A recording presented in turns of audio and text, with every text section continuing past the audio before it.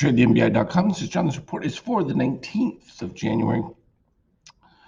Well, confirmation of what we were seeing from a DOC standpoint. We saw the breakout of the shorts on the cyan, which I was commenting on. We were waiting for the magenta to confirm that. And once we broke below the 4,008, cascade started because all of the programs were just activated at that particular stage and became just a clean route. I mean, moved back to the 50%.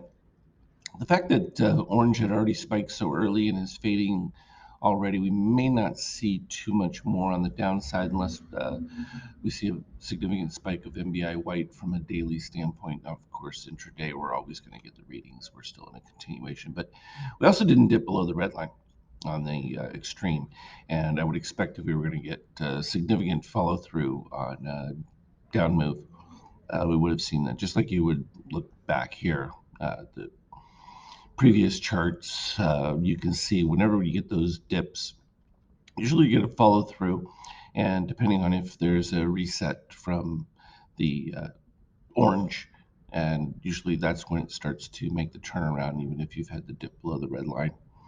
And so, we'll be continuing to watch for that. But, for now, it was the expressed weakness. We'd kind of been waiting when we saw this extreme move. It was just a matter of how long will it be. And they really weren't able to get any impetus drive pushing past this 4,008. I mean, they were comfortably ahead of it. And literally, is when I say they dropped the ball. But it's part. Yeah, this lovely Nasdaq got nothing. But Nasdaq is actually relatively did. Overall, it's doing softer because it never even was solidly above the 61%, whereas the ES was, and the dip was a little bit less severe because there was a significant up. So maybe the Nasdaq stabilizing a bit after having been super weak. Treasuries, fantastic auction, evidently. So clearly, the part of the reason you see the market decline is the massive move towards safety in treasuries, and this expectation is that this is peak yield that you're going to get, and that the Fed is going to have to go back towards, zero rates as things start to unravel, and that's literally the gist of things. Is the unraveling.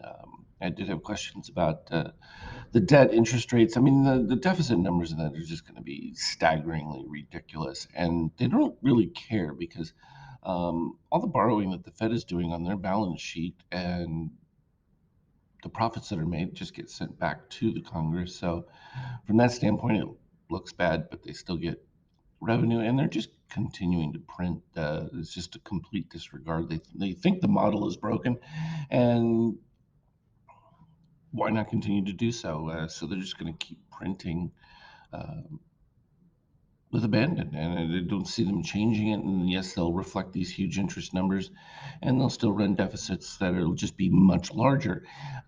That's where it begins to start blowing up because you're going to get to 40 trillion in debt, and then what? It'll never be repaid. We're already past that point. We're into just a silly time of right before things fall apart. Literally, I mean, I know a lot. There's always these gloom and doomers. I'm not one of those. People still need to practically buy goods, trade services, and they'll find alternative means to do so. Um, this always was the case for the cryptocurrencies. You now saw at Davos them discussing uh, non-dollar denominated oil trade. Once commodities are no longer traded in dollars, then things start to fall apart because for now there's a global demand for dollars and that trade, regardless of how much they print and how often it's used. So it's just worth noting that when will the collapse trigger? Don't know, but preparation. Obviously, commodities are going to be the real thing. Yes, maybe gold, crypto could be harder if there are power issues and things like that. But in this case, oil always going to be in demand as long as there are combustion engines. And dipping back below the 80, it's just been a back and forth. This really comes down to now going to be a demand issue. Uh, Supplies have finally caught up. Doesn't look like there's going to be any shortages in any way, shape, or form. But if your demand breaks because of economic growth, that's an early warning system. Now, for that to be the case, we would have to see oil drop below 50. So we're not there yet. So, and I think that's been confounding for a lot of traders and economists because they just expected things because rates went up to fall apart, and it's not how it works.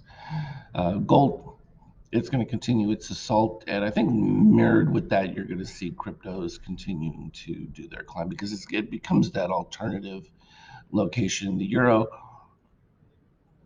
ECB announces that they're going to slow down their rate acceleration, and that while things weren't horribly bad on the unemployment side, they didn't get worse. So that's super positive.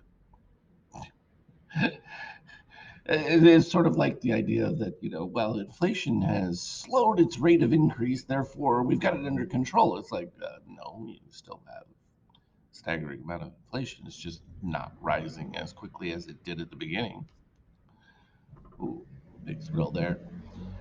So for the Bitcoin and that, they're going to absorb some of these gains, and I would expect that they will move back up towards that 22 would be the next level. That was some people think it might be an aggressive move in that. I think it was really well positioned, a lot of stabilization, and then it took off. So I don't see that as anything peculiar. I mean, this was a classic breakout, and everything was signaling that it was ready for it to do that thing, which is exactly why I mentioned it. ETH behaving identical. We'll see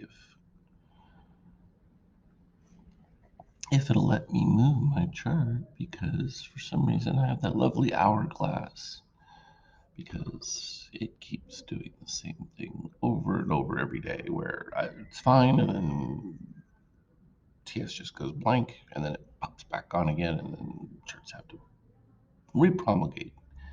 Um, I'm interested when I would look at these charts though, the spread between the cyan red and how extreme it can really get. The dip below negative 13 here on ETH, a little bit negative. It's got to move back above the negative 13 for it to have any strength to that move, just from a sideline. And of course, we did note all positive extremes. There we go. Yeah.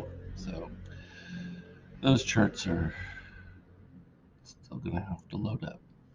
Anyway, we get a general view of how things are going to go. We're going to see it clearly on the 5K 50. Look for it there. I'll probably be up before the market opens. As always, though, look for me in the Skype chat. Trade well. We'll talk in later.